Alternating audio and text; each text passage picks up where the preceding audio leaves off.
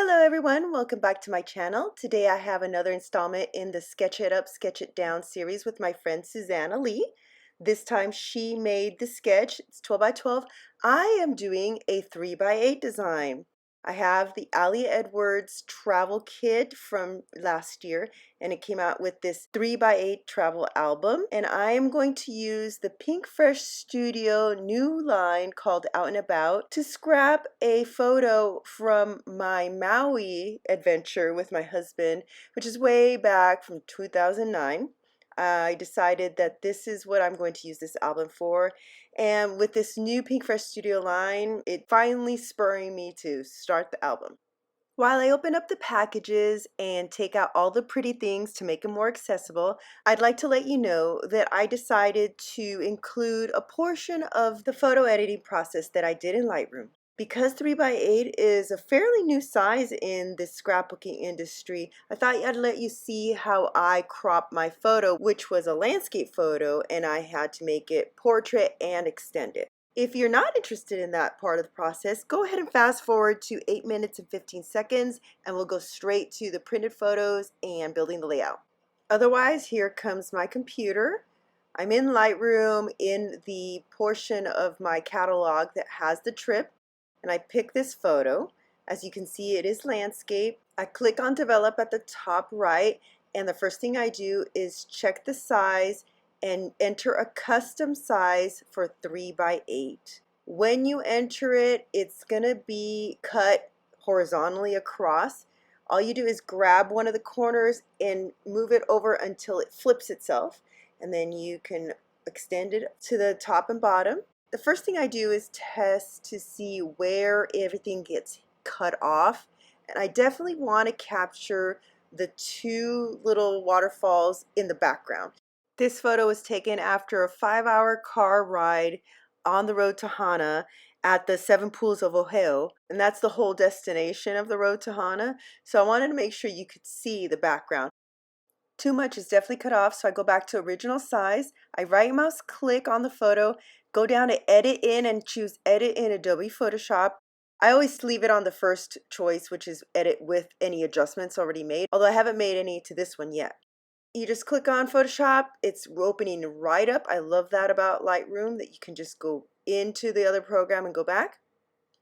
First thing I will do is go up to image and go down to canvas size, and you see the little square. I'm going to click at the bottom because I don't want it to extend from both sides, only from the bottom upward.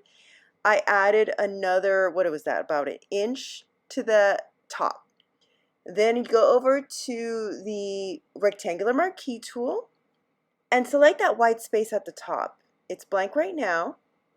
I right mouse click and go down to fill, and it's automatically here, but content aware is what you want. Hit OK, and it's going to calculate and add to the top to merge upward, and you'll see here, look at that, it just sort of copies things upward. Then I click the X at the top, tell it to save, and go back to Lightroom. It's right there. See the new one versus the old one? I should have zoomed in, but you can see here that the top has more sky. That's the one I want. Let's go straight to cropping it. I go back to 3 by 8. Actually, this time I entered 8 by 3 just to see if it would crop vertically. It doesn't. It seems to just default to cropping horizontally. I tried it a couple times, and yeah, so then you just grab the corner and drag it across until it flips itself. And now I've got my vertical cropping. I'm a big believer in editing my photos, and I've had some questions about that, so I'm going to show you a quick little process I do. I always like to start with the white balance. I pick the eyedropper first and click it on the white areas or neutral areas of the photo. In this case, they were too white and it won't compute. So then I hit auto to see what it gives me. It didn't really change much. It added some red, and then I slide the slider down a little bit towards the blue on the temperature to help.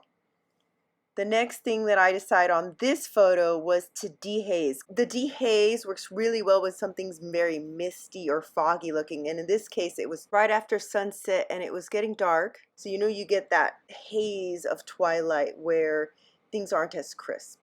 Then I moved down to add some saturation, but I realized if I use the saturation slider on the basics panel towards the top, that really vibrant red t-shirt that my husband has is just going to get more vibrant, and I don't want that. So there's another set of sliders further down, and the colors, there's saturations for individual colors, and I bumped up the green. The top half is still hazy and really white, so I bring down the highlights because the sky is blown out, and this will just help balance the top and bottom halves better. Hit the contrast slightly, and then I decide I want to use the brush function on the right. This lets you access sliders as well, but they only apply to wherever you brush it on.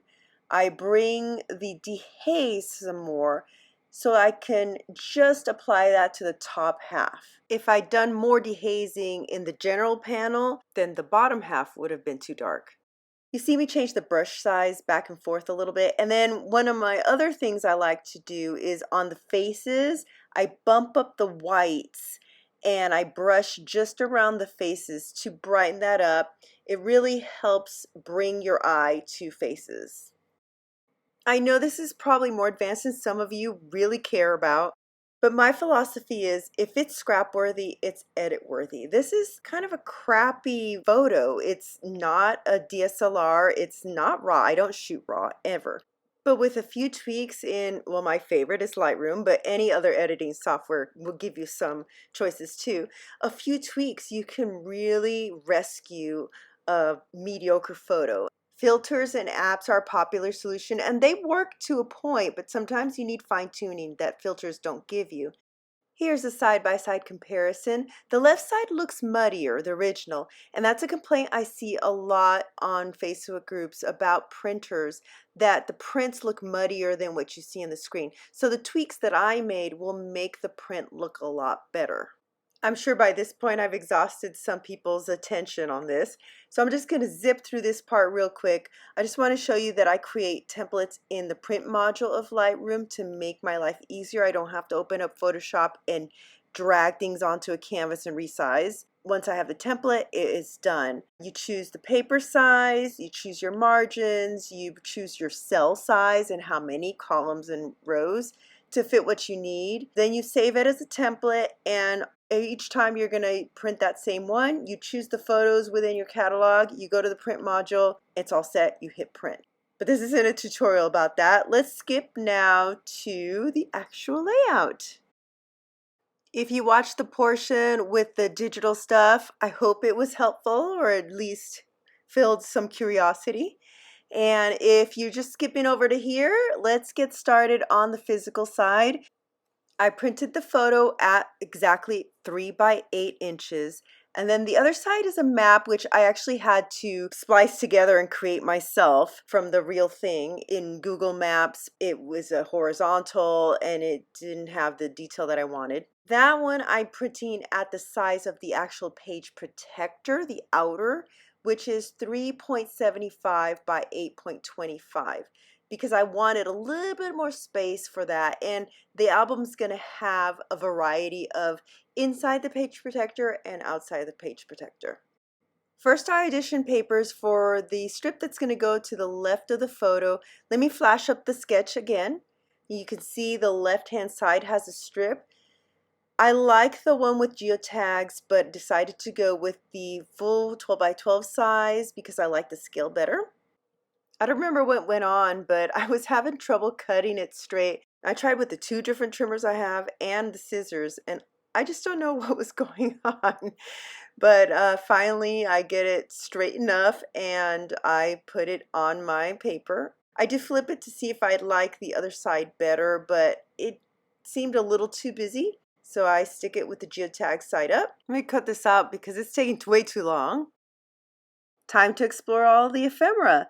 If you recall from the sketch, there's a title at the bottom and some embellishments, and then at the top right there was I think it's meant to be either a journaling spot or a photo spot, and some layers behind it.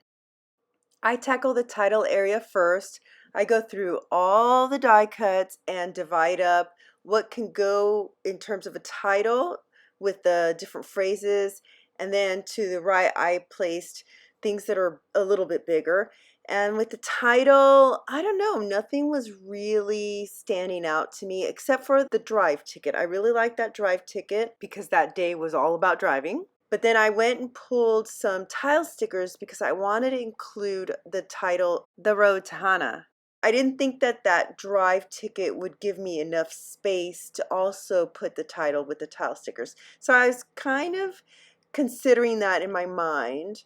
While I did that, I pulled some glassine bags because for the right hand side, in order to get some layering, since it's a really tight space, I wanted to use a baggie and then put my journaling within the baggie, and then that gave me that entire space to embellish. And I wanted a few little things there. I didn't want just, a tag attached and nothing around it. Each step I go, if I think of something and I'm not sure what the next step is, I sometimes move back. So I went back to the title area.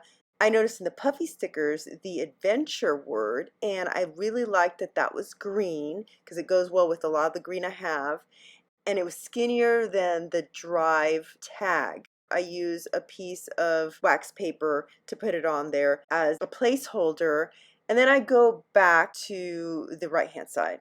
The tag that seems to fit the space the best is the one that's pink and it says, "Yes, remember this epic adventure." What I liked was that it contrasts from the background because of the pink.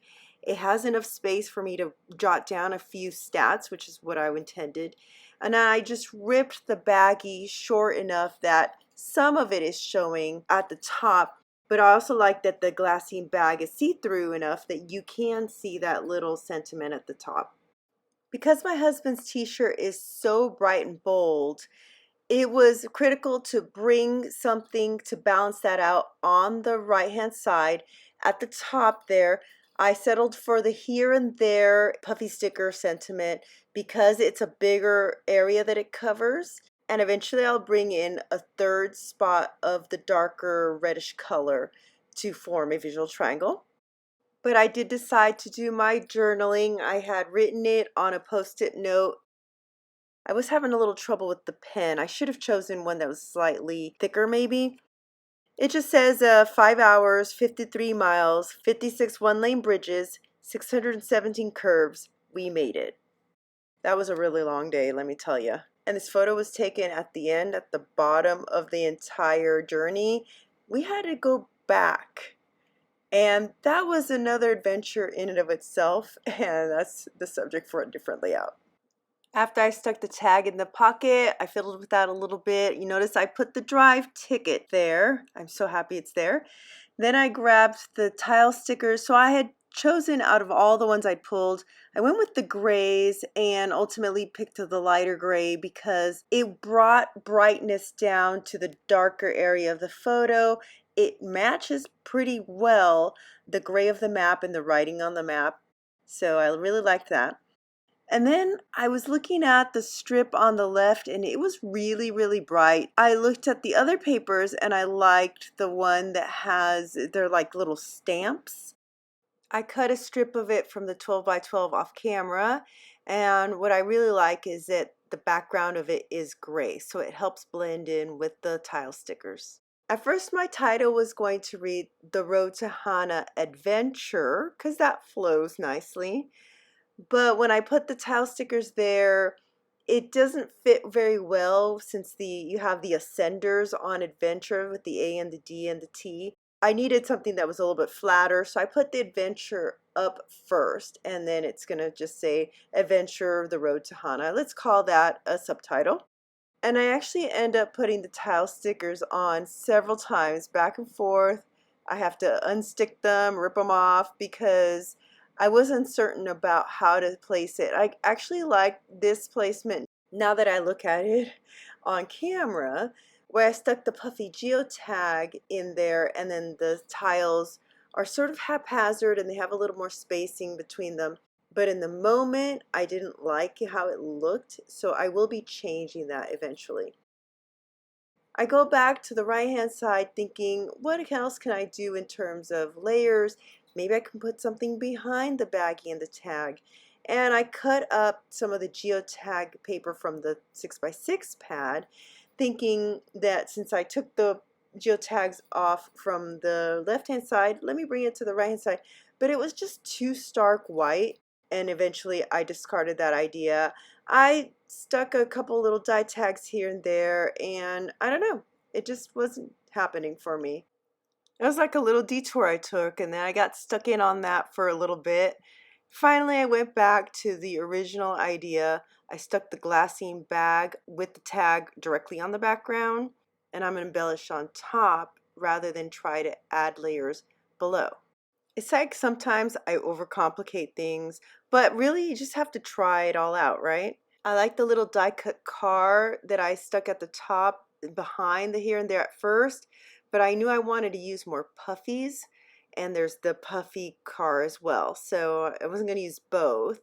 There's a layered embellishments pack in this collection, and that's where I grabbed the gray banner from. I did take off the foam because I wanted to embellish on top of the banner, and it was two-dimensional with the foam on the bottom. I thought it'd be fun to mark the spot where we started and stopped on this journey. And this is where I'm bringing in a third spot of that bright red color. It's going to go at the bottom at our final destination, and also the words there match. So that gives me the visual triangle with the 3 spots of that color.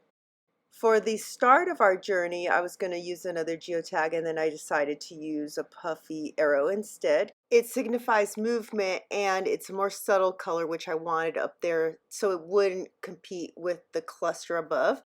By the way, in that cluster, I stapled the drive ticket and the banner, added an enamel circle at the background, and the puffy car sticker.